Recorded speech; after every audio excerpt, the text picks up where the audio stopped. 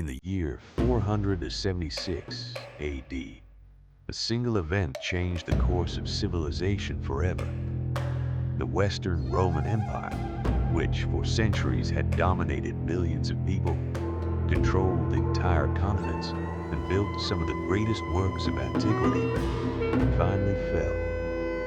But the truth is that Rome was not destroyed in a single battle. It died slowly, a victim of external enemies, internal corruption, economic crises, and decisions that undermined its own foundations. This is the story of the fall of a giant. Before its fall, Rome was the greatest empire in the known world. In the 2nd century under Emperor Trajan, its borders stretched from present-day England all the way to the Middle East. Roads connected thousands of miles of territory. Disciplined armies guarded the frontiers. Aqueducts carried water to enormous cities. Rome seemed invincible. Behind the appearance of strength, problems were beginning to surface. The empire was too large to be administered efficiently. The borders demanded enormous military spending. Corruption spread among governors and politicians.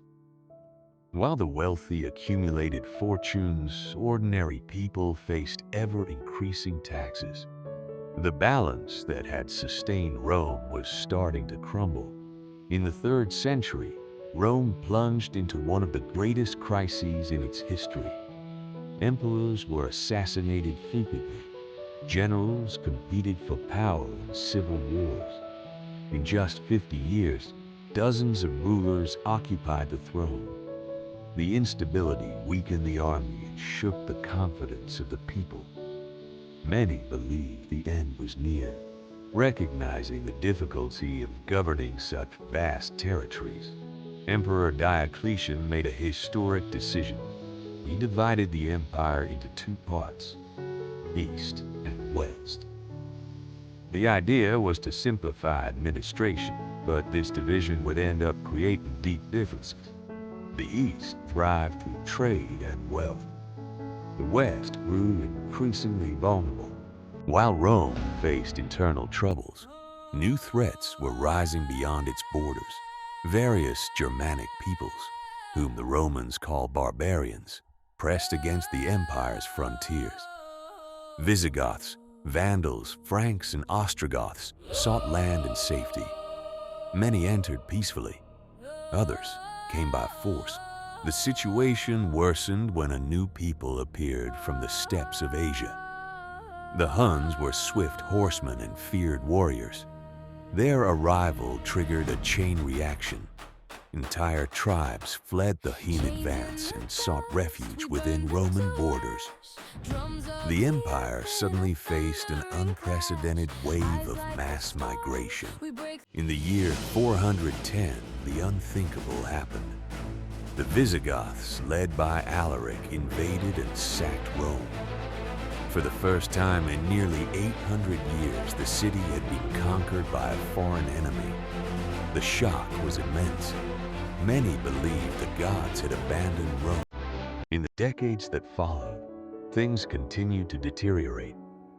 Provinces were lost one after another. The army grew increasingly dependent on foreign mercenaries. The economy was in collapse. The government could no longer control its own territories. The giant was still standing, but its foundations had vanished. Finally, in 476 AD, the Germanic leader Odoacer deposed the young emperor Romulus Augustulus. Curiously, there was no great final battle, no epic last stand, just a teenage emperor being removed from power. It was a quiet ending for an empire that had ruled the world for centuries.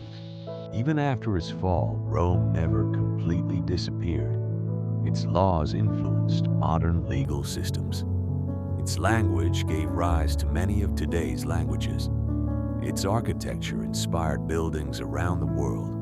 In a way, the empire is still alive today. Rome fell, but its legacy survived through the centuries. The fall of Rome reminds us that even the most powerful empires can disappear.